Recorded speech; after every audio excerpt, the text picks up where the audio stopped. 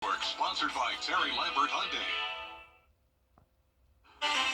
Love and sunshine, two of the things I like most in the air tomorrow on your Valentine's Day. We have ourselves a lovely forecast. We'll dive into all that, all coming up in just a few minutes.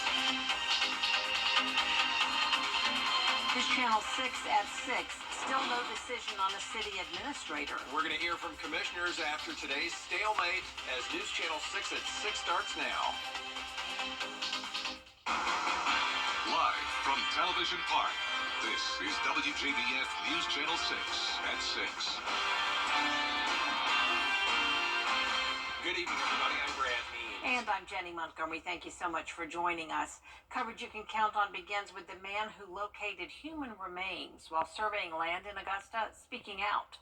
Nathaniel Lee Barton says he was surveying land for Chevron last Friday when he expanded his search through a wooded area and found a human skull. He says he hoped it was something else. Richmond County Coroner Mark Bowen tells us that other remains were found also in the same area. He sent the bones to the GBI Crime Lab Monday. Barton says he's anxious to learn the identity. I looked over my shoulder as I was, bending it to get through bamboo, and I see the skull, and it was in my peripheral, and my peripheral caught it. It's definitely not a rock. So I turned further and looked. At that point, I'm in a weird, awkward position, and I just, years of surveying, I've been expecting this, and it just doesn't happen. You remember that story we brought you last Friday? He was just off Gordon Highway at Highland Avenue when he found those bones. The GBI uses an anthropologist to reconstruct bones and learn an identity. They also use DNA and match the remains with missing people. 2 people under arrest tonight charged in a 2023 murder in Aiken County. 22-year-old Alan Adams and 19-year-old Katie Keener face several charges, including murder and armed robbery. They got arrested in Lexington County. Investigators say they robbed and murdered Devin Tricoche in November. His body found at the Edisto River boat landing in Aiken County. And then, about a month later, deputies said they robbed and shot Tony Etheridge Jr. There is a cash reward in this case if you can help out. As we take a first check of our weather. Here's Chief Meteorologist Tim Miller. Guys, we'll take a look at mid-60s. And we're only going to go up from there. We'll talk about some warmer days ahead, all coming up with your Viper 6 forecast. Jenny Brett. All right, Tim, thank you. It's been 2 years since Augusta had a permanent city administrator, but even after a $38,000 search, a deeply divided commission fails again to name one. George Escala has the story. Augusta leaders have been ready for weeks to make a decision on a permanent city administrator. I'm ready to get it over with. I'm ready to, and I can't speak for my colleagues, but we've been doing this now for how long? It's been going on for months and months. But the search for a permanent administrator continues to go on and on. City leaders voting on 2 candidates, current IT director Tamika Allen and current interim administrator Takia Dowse. But neither could get the needed 6 votes, leaving Dowse supporters disappointed. She's been doing the job for over 2 years, and I just feel like she should be the person to continue to do the job. It's just that plain and simple. Commissioners dividing 5-5 on Dowse, allowing the mayor to break the tie, and he voted no, sparking a back and forth when Commissioner Lewis called the mayor's vote a disservice. There's 10 other colleagues besides myself that sit on this dais. For you to take this personal aim at me, it's certainly disheartening. Mr. Mayor, I only have 1 vote. This has gotten so nasty because of the politics that this city has adopted. And I've always come out and talk about the politics and how it has just gotten so volatile, it's just gotten so divisive. And a deeply divided commission at an impasse when it comes to hiring a permanent administrator. In Augusta, George Escala, WJBF, News Channel 6. An Augusta department head is off the job tonight. After a long legal session behind closed doors, commissioners accepted the resignation of Parks and Recreation Director Maurice McDowell. McDowell served as a deputy Augusta city administrator before he took over at Parks and Rec 3.5 years ago. Even though he resigned, McDowell gets 3 months severance pay. Polls close in less than an hour in the election for Georgia House District 125. The candidates are Republicans Gary Richardson, C.J. Pearson, and Jim Steed, Libertarian John Turpish, and Democrat Kay Turner. Hannah Latier joins us live from the Grovetown Library Precinct to give us updates on voter turnout. Jenny, Board of Elections leaders in Columbia and McDuffie counties tell me it's common for a special election to have lower voter turnout, especially when it's not countywide. So far today, there have been around 2,000 votes cast in Columbia County and just over 200 in McDuffie County. Columbia County had just over 900 advance votes, and McDuffie County had almost 200. Voters out here today want to do their civic duty no matter the circumstances, and they urge others to do so as well.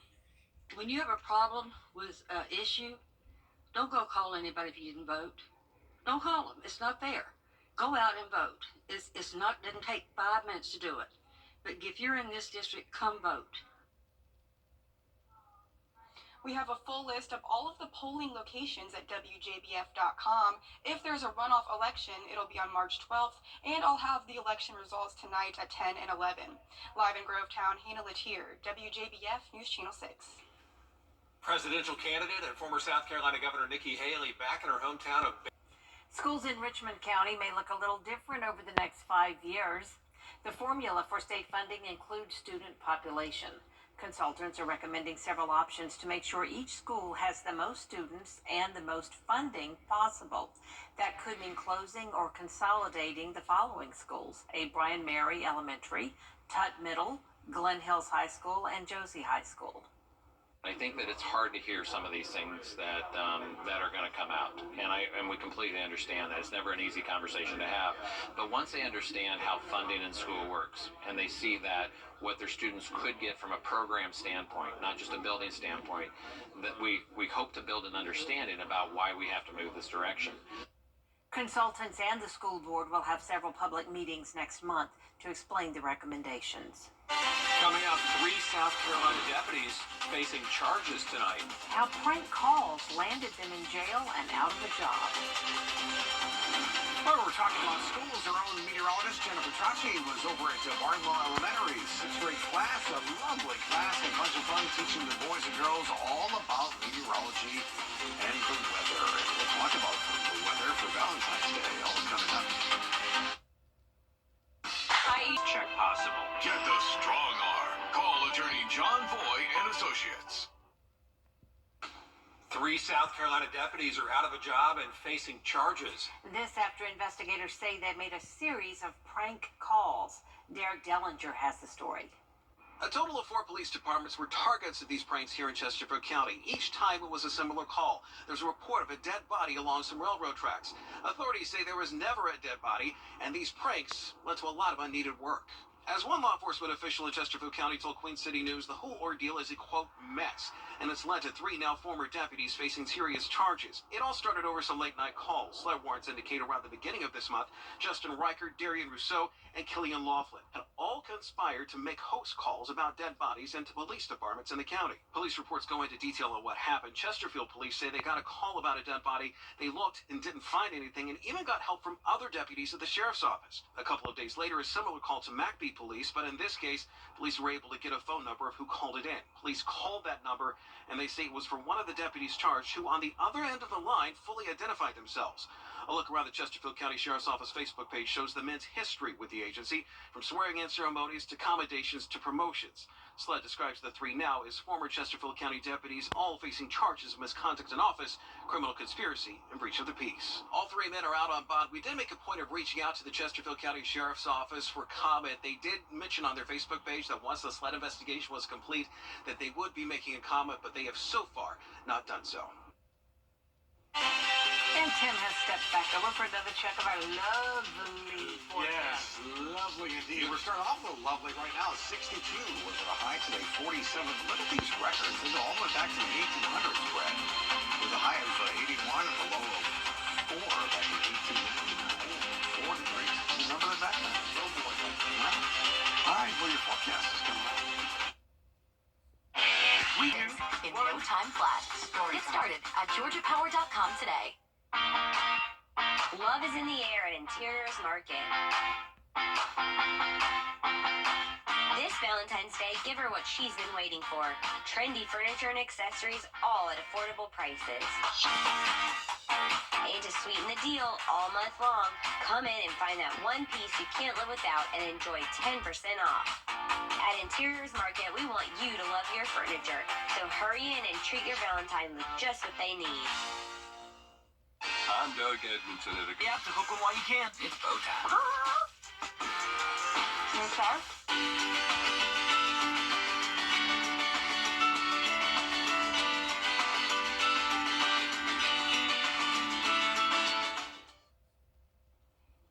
Ever dream about owning a private island? How about a private island you can move?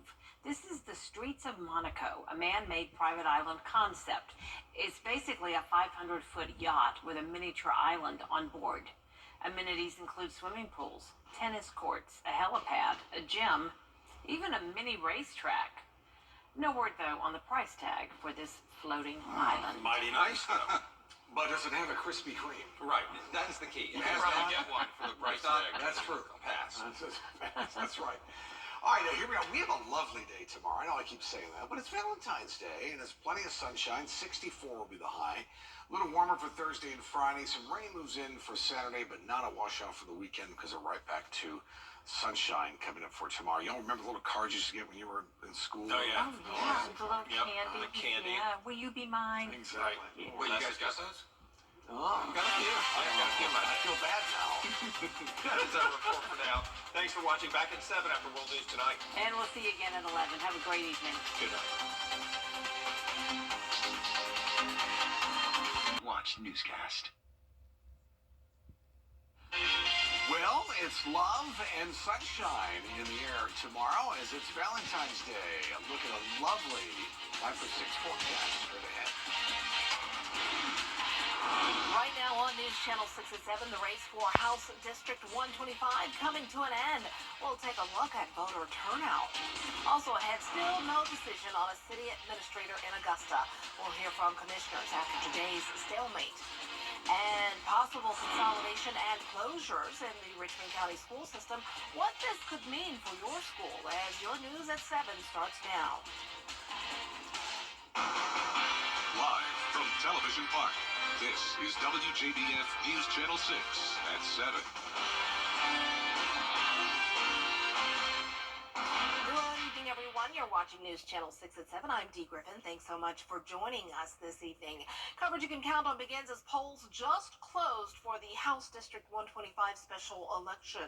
And the candidates are Republicans Gary Richardson, C.J. Pearson, and Jim Steed, Libertarian John Turpish, and Democrat Kay Turner. Hannah Lazier joins us live from the Grovetown Library precinct to give us updates on voter turnout. So how was it, Hannah? The Board of Elections leaders in Columbia and McDuffie counties tell me it's common for a special election to have lower voter turnout, especially if it's not countywide. So far today, there have been around 3,100 votes cast in Columbia County and just over 200 in McDuffie County. Columbia County had just over 900 advance votes, and McDuffie County had almost 200. Voters out here today want to do their civic duty no matter the circumstances, and we're happy to do so. When you have a problem with an issue, don't go call anybody if you didn't vote. Don't call them. It's not fair. Go out and vote. It's not, didn't take 5 minutes to do it. But if you're in this district, come vote. If there's a runoff election, it'll be on March 12th. I'll have the full election results tonight at 10 and 11 o'clock. Live in Grovetown, Hannah Lazier, WJBF News Channel 6. Well, former South Carolina governor and presidential candidate Nikki Haley coming back to her hometown of Bamberg. News Channel 6's Graham Lee was there. This is the first time that Haley's been here since a tornado hit back on January 9th. She says it was a very special day for her, coming back to the place she calls home. God bless you always. We love you. Though Haley's presidential campaign has kept her busy, Bamberg has certainly been on her mind. We were all texting the videos of what was happening. And we just didn't know what to say.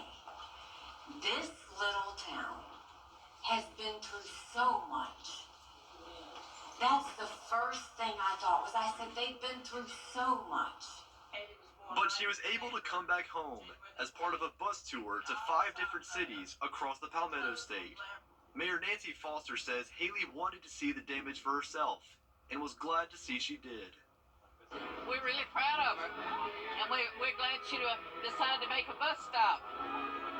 We didn't know if we were going to get her or not, but she usually remembers Bamberg, so we really appreciate it. I know this is a tough time, and I know that there's some more healing that needs to be done, and I know that people have suffered. But I know if there's any town that can get through it, it's Bamberg. The former South Carolina governor also making stops in Bluffton and Somerville as her journey to become the next president continues. In Bamberg, Graham Lee, WJBF, News Channel 6. Time now for a first look at our weather, and Chief Meteorologist Tim Miller is here, and a lot of people are wondering how's the weather for Valentine's Day as they make plans. Yeah, especially date night. Yes, date night, that's right. Day, 24 hours from now. What a beautiful day today. The Aiken County School District has selected and named its new superintendent. And after a closed executive session last night, the school board chose Dr. Corey Murphy for the job. He's currently the Chief Officer of Operations and Student Services for the district. Dr. Murphy will replace King Lawrence when he retires at the end of the year. Dr. Murphy's first day will be July 1st. Richmond County School District leaders are looking to maximize funding from the state over the next 5 years. The formula for that funding includes student population. Consultants are recommending several options to make sure each school has the most students and the most funding possible. That could mean closing or consolidating some county schools. I think that it's hard to hear some of these things that are going to come out, and we completely understand that it's never an easy conversation to have. But once they understand how funding in school works, and they see that what their students could get from a program standpoint, not just a building standpoint, that we hope to build an understanding about why we have to move this direction. Consultants and school board members will have several public meetings next month to explain the recommendations. An important deadline for parents in Richmond County. Thursday is your last day to cast your vote for which 2025-2026 school calendar the Richmond County school system will use. The two options include what they call year-round schooling. To look at the calendars and fill out the survey, go to WJBF.com and click on the story link. Well, it's been 2 years since Augusta has had a permanent city administrator, but even after a $38,000 search, a deeply divided commission fails again to name one. George Escala has the story. Augusta leaders have been ready for weeks to make a decision on a permanent city administrator. I'm ready to get it over with. I'm ready to, and I can't speak for my colleagues, but we've been doing this now for how long? It's been going on for months and months. But the search for a permanent administrator continues to go on and on. City leaders voting on two candidates, current IT director Tamika Allen and current interim administrator Takia Dowse. But neither could get the needed 6 votes, leaving Dowse supporters disappointed. She's been doing the job for over 2 years, and I just feel like she should be the person to continue to do the job. It's just that plain and simple. Commissioners dividing 5-5 on Dowse, allowing the mayor to break the tie, and he voted no, sparking a back and forth when Commissioner Lewis called the mayor's vote a disservice. There's 10 other colleagues besides myself that sit on this dais. For you to take this personal aim at me is certainly disheartening. Mr. Mayor, I only have one vote. This has gotten so nasty because of the politics that this city has adopted. And I've always come out and talk about the politics and how it has just gotten so volatile, it's just gotten so divisive. And a deeply divided commission at an impasse when it comes to hiring a permanent administrator. In Augusta, George Escala, WJBF, News Channel 6. Coming up, the federal aid program to guarantee high-speed internet for low-income Americans may be coming to a close. How lawmakers plan to keep it going when we return. Hey there, Georgia. The federal program to guarantee cheaper, high-speed internet for lower-income Americans is set to run out of money by May. More than 20 million households have saved on their internet bills through the Affordable Connectivity Program. Basil John tells us how lawmakers plan to keep the internet on. Lawmakers on Capitol Hill say internet access is just as important as running water and electricity. And what the ACP does is really provide meaningful relief to what has become a basic utility for every business, every farmer, and every family across the country. The ACP, or the Affordable Connectivity Program, reduces internet bills by $30 monthly. But New York Republican Congressman Mark Molinaro warns the money will dry up by late May. There will be millions who will lose access, will not be able to afford access to the internet. He introduced legislation to extend the funding for the program. Connecticut Democratic Congressman Joe Courtney supports the bill and says it benefits more than just low-income Americans. There's a lot of working people and people serving in our military who will be impacted by this. The FCC estimates that nearly 50% of ACP participants are from military families. Particularly at the enlisted level. Both Courtney and Molinaro fear if the money runs out, more than 75% of participants could deal with disruptions or lose their internet altogether. This is not something that we want to have happen. We know for a fact that a lot of people are going to lose internet access if that happens, and that's not good. The FCC told internet service providers to inform households about the program's potential end, but both lawmakers agree Congress won't let that happen. Reporting in Washington, I'm Basil John. The Senate has passed a bill that would include aid funding to Ukraine and Israel. Begin in the studio. It began with you. Get special offers on the 2024 ES350. It's time for Weinberger's famous Made in America sale. Save up to 50% off on the finest quality American-made brands like Smith Brothers, Stickley, Winesburg, Yahtzee, and more. Plus, get 20% off Made in America mattresses by Kingsdown. Customize or choose from in-stock items. Save on bedroom, dining room, sofas, chairs, and home office. Can you save up to 50% off on all of our American-made collections? Yes, you can. The Live Viper 6 mobile app. Download it today. Now, your mid-60s. Not bad at all. No, not at all. All right, thanks so much. Well, still ahead, inflation may be slowing down. How this impacts your wallet when the coverage you can count on continues.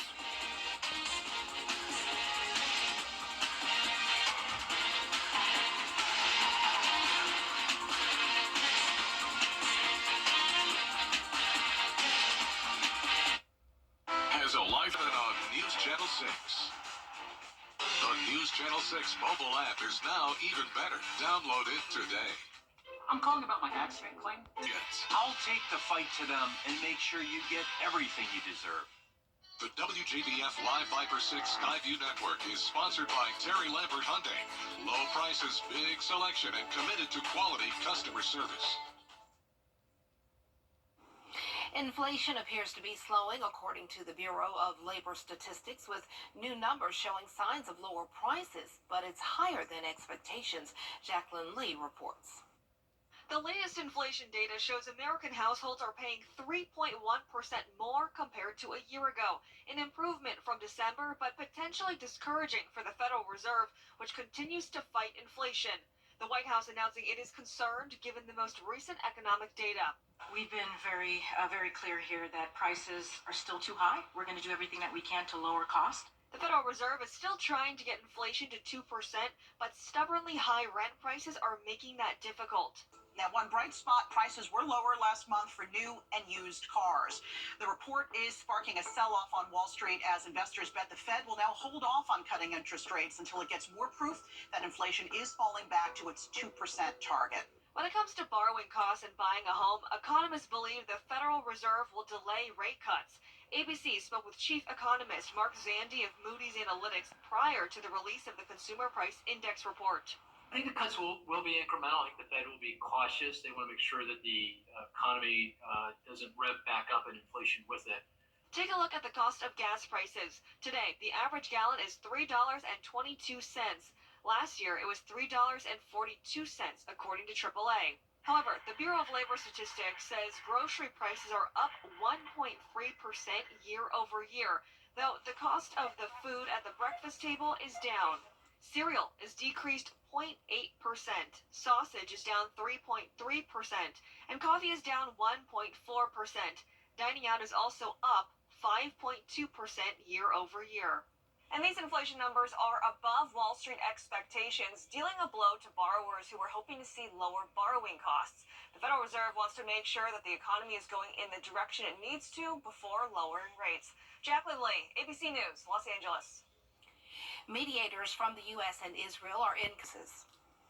Well, coming up, she has visited all but 2 U.S. states, and that's not all. Meet the woman who proves nothing is impossible when we return. It's bow time. In Augusta, or CKNBTractor.com. A woman reaches her goal of visiting every country in the world. Luisa Yu is 79 years old, and in November she visited Serbia, making it the 193rd country she's been to. She grew up in the Philippines but came to St. Louis in 1968 as an exchange student and then moved to Miami. Yu was inspired to travel by the movies she watched as a kid, mostly American Westerns. She worked 2 to 3 jobs at a time to save up money for all of her trips. She has visited all but 2 U.S. states. She still needs to check off Kentucky and Oklahoma. Good for her. Boy, the stories she could tell. Yes, and the people and the pictures. People, yeah. Oh my goodness, that is amazing. Well, good for her. Goals, good goals. Good, very, very good goals. Happy Valentine's Day tomorrow. All right, there it is, sunshine. It's going to be a beautiful day. We're going to start off cold. I'll tell you that, 32 degrees, so it'll be chilly off to work and school. But sunshine, 64 tomorrow, a little warmer for Thursday and Friday. We'll bring a shower or 2 in for Saturday, but not Sunday. Sunday is sunshine. Oh, that's pretty good. Okay, so not bad at all. And make some plans for tomorrow for your date night. Be sure to do that. Don't forget. All right, that's our time for now. We're always with you at WJBF.com. Entertainment Tonight is next.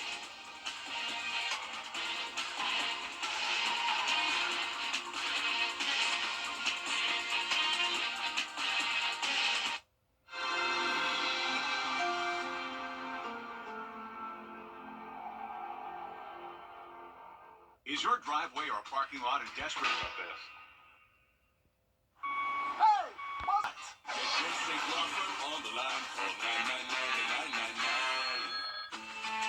I'm Leanna. This is my new home. After running through college, buying a home was the right option for me. Security Federal made it so easy. They handled everything on the financing side. I had all the time I needed to just focus on buying the house, finding the house. Buying a home has always been a goal of mine, and I'm really thankful to Security Federal for making that possible.